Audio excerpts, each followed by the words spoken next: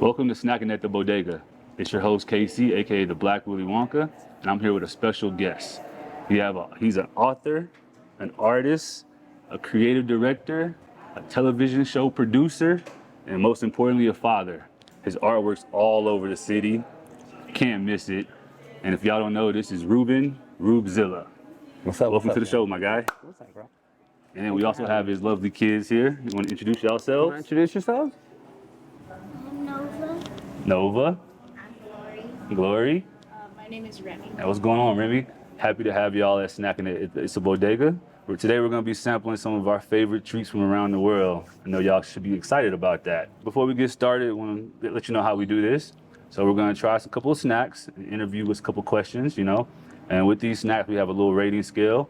We're going to do 1 cat if the snacks are okay, all right. Okay. 2 snacks if they're good but not great. And then 3 cats if they're just amazing and y'all would love to snack on them all the time, all right? All right. All right, we're gonna crack open the first snack. We're gonna go with our new Oreo whooping pies. They're the Black Pink collaboration. These are from Thailand. Let's go. So let y'all see the box. So these will be available at It's a Bodega, so make sure y'all come check us out. For y'all don't know, look at that. Okay. With the strawberry on the inside, chocolate coating. What do y'all think? So, I say like, I want more of a fizzy, kind of like to wash it down. Mm-hmm. I'm still gonna roll with the 2. So the first snack, we're gonna give it 2 cats. Yeah, I mean, like it's the first snack I had. I can't really just sell out and just give it. Yeah, the you 3. can't give it all. It's pretty give it good 3. though. So we'll get to some more snacks. Let's get to some questions first. Straight up. So you're known for art. Okay. You're known for your faces. Mm-hmm. Where did the faces come from? Man, I love this question. I get this a lot. I grew up in New York. I'm from Buffalo. My family's from the city. So just the idea of just people being on top of each other, right? I grew up having to like take the bus with my grandmother and stuff like that when we were really little. And I remember like even my grandparents and stuff being like evangelists at one point in my life, and just always seeing like a sea or a myriad of people. And that my whole life is like this young, I always noticed that it was just like every person like walking away or leaving that building has their own story. They all have their own life or movie that they're, the main character of it. It was something I was hyper aware of when I was her age. So like, when I put these faces like compounded and packed, it's kind of just to represent what the whole human experience is. Okay. So it's just like who we are and like where we are emotionally on that wave or that story. And you could probably pick any one of them out on the wall or the piece of art and, find a way to relate to it the same way. I don't know, anywhere, in an airport, at a concert, you could probably pick a person out and find a way to relate to that person. I think that's my favorite thing to do. Absolutely. All the facial expressions, we all live those facial expressions at some point in our life. That's super dope. That's super dope. So when did you realize art was going to be your thing? Like that was going to be your career? Man, I laugh or, the reaction is just because like it wasn't a plan. Mm-hmm. I started doing art as therapy. It's just something to help me process like where I was emotionally. Okay. I was like out of the military, I was transitioning and stuff to like, normal life or whatever. I was father of 3 and whatnot. And I started realizing this would be a career when people would pay me for it. That's a good moment. Yeah, like the faces weren't even the thing that I was like trying to make the cash ticket or anything like that. Even to this day, I feel like it's a spiritual practice that I safeguard. Mm-hmm. I keep it, within a certain loop to make sure like karmically it's coming back to me the right way. Where I'm at right now is like I know I need to learn more about my own spirit. Because like those are the things like those real life lessons are what I put into my pieces and whatnot. So knowing that this was going to be a full-time career is like, I want to say I was not even 3 months into drawing my first face and I got my first commercial collab with Timbuktu. Wow. Yeah, so it's like a worldwide backpack collab. You could G-check that if you need to. So I was letting everybody know out there, Even when you first start, you never know who's watching and when you might get your first break. So just keep going and follow your dreams and your passion. Yeah. Nah, that's dope, man. We're gonna get into our next snack. So we need to wash it down. So we're gonna start with our next drink. Ooh. I always drink out of the It's a Bodega double cup. And our drink today is gonna be a Fanta Citron Frappe. We can spell check that later, but that's from France. It's gonna be frappe, but whatever. frappe. It's a lemon I'm gonna flavor. roast you. It's a lemon flavor though, so we're gonna crack this open and see what you guys think about it. All right. Hey, cheers. Smells like natural lemons. What Remy Man, said. I'll wait for KC too. Let's cheers. All right, let's take a sip and see what it think. What you think? Okay, it smells good already. Smells like lemon. Really great. So how many caps would y'all give that? I'm gonna go ahead and agree with my man here on the. It's a soft lemonade. I get why they say frappe. Yeah. Right. Yeah. Like if you're expecting a soft lemonade, it's a hit. It's not too sugary either. Right. Yeah. Hold on, wait. I need one more sip before I make my number decision. I would rock with that. I'd grab that more than once. So I'm gonna give it a 3. Especially, I said I needed a fizzy to wash down the whoopie pie. That would be the perfect combo for me. All right, so let's get to our next question. So, as an artist, you know, you've worked with a lot of people. You've had a lot of contracts, a lot of pieces you put together. Yeah. What would you say is your biggest achievement so far in the art world? Biggest achievement is I've been able to afford my own time. You know That's what I'm saying? major. So just like keeping it real is honest, you know, honest answering. Mm-hmm. I get to wake up when I want, go to sleep when I want. Obviously, mental health plays a lot into a good sleep schedule. Mm-hmm. So like I don't flex on staying up late whatsoever. Yeah. But like taking care of my brain and stuff, I think being able to have the time to do that, go to the gym, you know, cook dinner and breakfast and lunch whenever I want to. That is my biggest personal achievement. Spend all the time in the world with my kids. They get to be part of my projects and whatnot.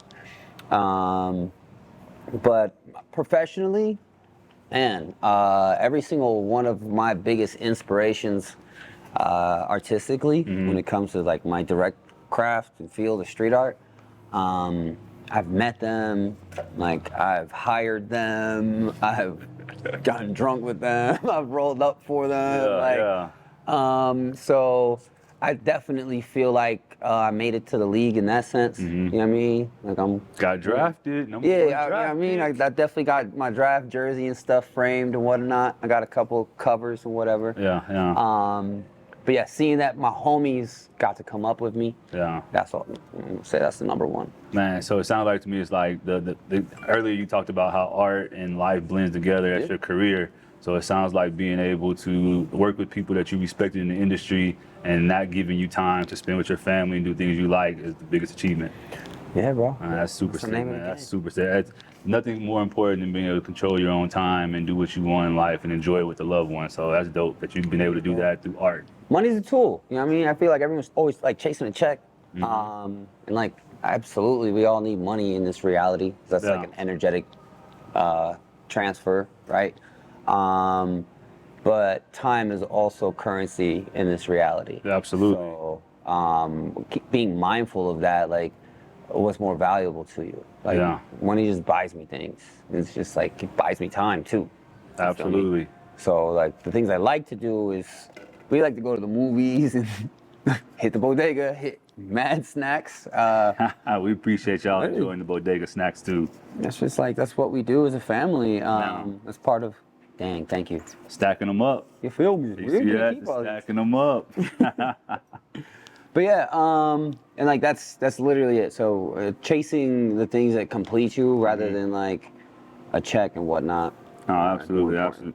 And speaking of, you know, buying things and the snacks and everything, all these snacks are available at itsabodega.com, or you can stop at either location on South Broadway or inside the Green Places Marketplace, which is where we are currently filming. So make sure y'all come check us out. But on to the next snack. So next we're gonna go over to a chip. Okay. These have been one of our most popular chips as of late. They're from Thailand. It's gonna be a fried chicken and sriracha flavored chip. I can get down with that. Yeah, fire. You know, especially with the price of sriracha right now, you know, it's hard to find, you know. Yeah, so is that the embargo? I'm playing with you. Now let's see if I don't pop this bag real quick. All right. Afterwards, let's see. Yep. Yep, that's the one. Not the 2. Mm. I mean, it's a 3 on a scale, On the scale, but that's the one. 3 cats. Is 4 an option? 3. We Yeah, had I'm just gonna give 4 it an a- option. I give it a 2. You sound like you just hating for no reason. We got 3s across the board except for 1, 2. So I know you got a new project you're working on. Yep. You've now become a TV producer. Yep. Let's tell people more a little bit about that. Can you explain what's going on with that and how you got into that and the idea behind it? Yeah. Damn, like life is a domino effect. Mhm. You know what I mean? Just staying the course and just really, life ups and downs will hit you and whatever. Not to like be over inspirational, but like. It's life. But yeah, man. So yeah, art led to me developing AR, VR stuff. Uh-huh. That led to me stop doing live painting, but more like interactive demonstrations. Shout out Mailman and the Drop. After that, I had a chance to pitch a TV show to the CEO of the station. Before I was even able to do that, pretty much got the thumbs up and green light. So right now, working on producing a show dealing with emotional wellness, Okay. life skills when it comes to interpersonal communications, things that like we struggle with at 30, things that people haven't, really driven home into like, most of society, like small things like integrity, how to deal with grief, how to deal with guilt, how to deal with forgiveness, how to check your homie. Things that we don't talk about, that people don't talk about Sure, every day. you know, say you see your homie stealing from a bodega as a kid, like how do you be like, bro, I can't rock with that. On top of that, we're doing it through the lens of street art and graffiti though.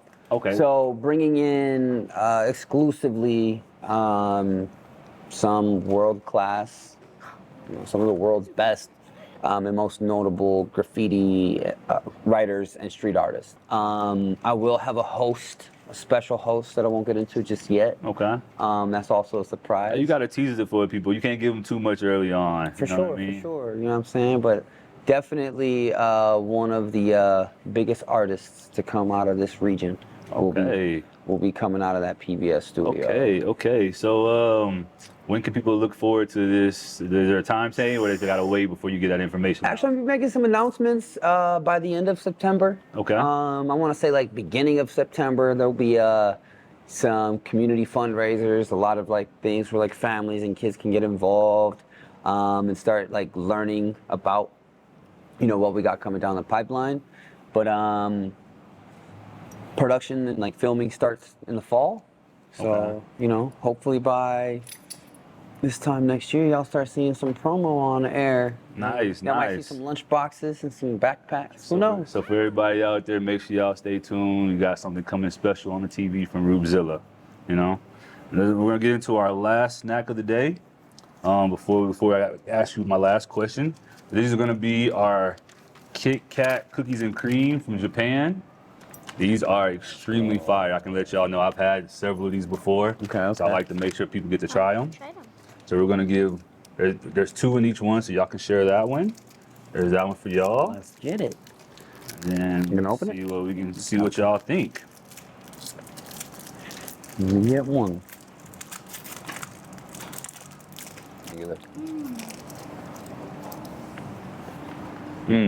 See that expression? What do you guys think? I can't even hold you. It tastes like a milkshake. There's another one. It tastes like a Starbucks cookie. Like a Starbucks cookie, okay? I give it a 2. You give it a 2? What about, you give it a 2? Wait. I'm We got gonna go another with 3. We got 2 more 3s over here. That's a solid follow-up to the chip. Almost like I could catch myself snacking on them for a minute. All right. That's good to hear. So, a couple more questions before we get out of here. What's up, bro? All right. So, I mentioned you were the art director, creative director of a dispensary. Yep. Spark Dispensary. Yep. It's the first art and interactive dispensary in Denver, Colorado. Yep. Tell people about that and why they need to come check it out. Oh man. Besides going there and coming here to get all your munchies, because it's just a perfect match. For sure. I mean, obviously, it's just like the culture of Denver is starting to morph into something more than just like skiing, weed, Yeah, the typical, stereotypical things that Denver's Yeah. known for. When people come into Denver, they look up the bodega. You know what I'm saying? I find that it's incredible. When people come to Denver, they look up graffiti. Mm-hmm. We are those two things. That's honestly, that blew my mind a long time ago. When Denver started to show up on maps as like art cities in America. Mm-hmm. But Spark Dispensary is mad unique because it's not just, the focal point isn't just to, sell you weed. You can go do that 100 places. But being able to provide an experience for the person who's coming in to purchase, okay, great.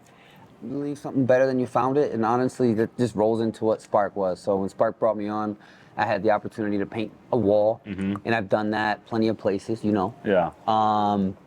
But having the opportunity to sort of collaborate with artists on the level of bringing them in and creating a space with what I appreciated, what they created in their mediums. So with that, I was able to work with Hyro. It's like #1 Amazing dream artist. You know what I'm saying? Just, man. After that, I was able to bring in Nitros and Birdcap. I worked a lot with Chris Haven. Chelsea's up there, Revery's up there, Shane Huss is up there. All amazing artists. We'd love to have all y'all on the show as well. Yep. I'm sure I'm leaving some people out. Kawaguchi. There's a solid Pat McGregor cameo in there. More than anything, what I wanted to do was usher in the thought that you can't just sell weed just by selling weed. Yeah. One, relying on the integral culture of what you stand behind, and a lot of what art is the same thing that cannabis is. It's a community icebreaker at the end of the day. You don't need to speak the same language, you don't need to read the same books, but at the end of the day, you can appreciate the same art. At the end of the day, you can find the same spiritual release or discovery with cannabis. So putting those two things in the same space and allowing that to sort of support the arts and other artists and let them pick up some checks and stuff. The immediate ROI and kickback to all the brands was like, yeah, now there is a reason to come back again and purchase this brand or engage with that brand. So instead of just like putting my faces on everything going forward, really what my focus is like, how do I continue to facilitate more of these successful collaborations, right? I don't want to, go down as, all right, I did all the weed collabs in the world. Great. You don't get pigeonholed into one different type of thing. You know what I mean? It sounds like with bringing the art and the cannabis space together, you're not only providing an experience, a shopping experience, but it's a feeling that you're giving people when they come in to buy the cannabis, and not only taking in art as well. So that's pretty sick. Yeah, and at the end of the day, like the super factor for me is I'm creating. Like a two-way market for brands, for artists. Artists now, there's a mold to follow to go ahead, initiate a collab, get paid, get a retainer, pay your rent. That brand knows now how to go ahead and actually utilize that artist's presence or their artwork or their medium and stuff. So, Quincy Jones shit, bro. Hey man, love to hear that. Love to hear that. So before we get out, I got one last question. What's up? Now I like to ask this to a lot of people, and we're gonna start asking it to all our guests on the show. Okay. All right. So because we're in the snack business, obviously, there's one person dead or alive that you could snack and chat with. Who would it be? All right, guys. You guys all get to answer this question. Fictional or non-fictional? Your call. Dumbledore. Hey. Done. What? Hey, give me someone now. No question. Do y'all have anybody y'all would love to snack and chat with? Beyonce. Okay. All right. I love you, Rodrigo. Okay. All right. What about you, Remy? I don't really know. No one? Not one person? No pressure. No pressure. We can answer later. Beyonce though, that's a big one.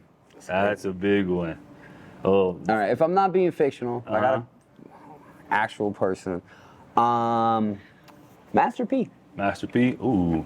Make him say, No, bro. Yeah. You know what I'm saying? Why is that? Why Master P? So Master P, one of my favorite albums, I put this in like top 3, is Seat at the Table by Solange. Okay. And he's got this ad lib at the end of one of the tracks, and he talks about how when he sat down in the first boardroom and he said the man offered him $1 million off rip, and he walked away and said, absolutely not. If they're willing to pay me $1 million for my brain matter, I know I'm worth at least 10 or 20 or 30 or 40. And that's why he went on to create an empire with the artists and the minds around him. It's like dudes like that who are not afraid to go ahead and spread their light, you know, put their battery in the other backs, you know, and keep it moving, and are not afraid to be way in the back. That's where I strive to be. So, you know what I mean? Quincy Jones will probably be a close second. But I think he partied way too hard for me. I got an idea of the people that you're trying to snack with, so that's dope. I feel you. Well, before we get out of here, let the people know where they can follow you, where they can find you, where they can keep up with all the stuff that you got coming out and everything. Well, Instagram, obviously, it's just my bread and butter. That's where I be at. I don't try to be nowhere else. RubeZilla. Okay. Google me. It's all good. Life of Philly on Instagram. That's some good hints for the TV show coming up. Or, you know what I'm saying, pay attention to PBS Kids. Yeah. How about you? You got a little YouTube channel you want to shout out? Where can they find y'all stuff at? Yeah. YouTube channel. It's called Spaghetti Studios. Spaghetti Studios? I upload short animated films. Okay. And they're in a variety of. There's a variety of them. Okay. I show a lot of them at school. I show a lot of them to my family. Oh, nice. Right on. So we got a future. There we go. We got another filmmaker in the family. And I'm also Family business. I'm also writing a book. Author. It's a book called Productville. Okay. So, all right, I want you to name a food mascot. A food mascot? Yeah. It's Tony the Tiger. Perfect. So, imagine every single food mascot you typically find in a grocery store. Imagine them. They're living in their own world in the grocery store in their own city. Well, Rube, I appreciate you coming by snacking at the bodega. Thank you. You know what I mean? I appreciate you bringing your kids over. I always love y'all coming to the store.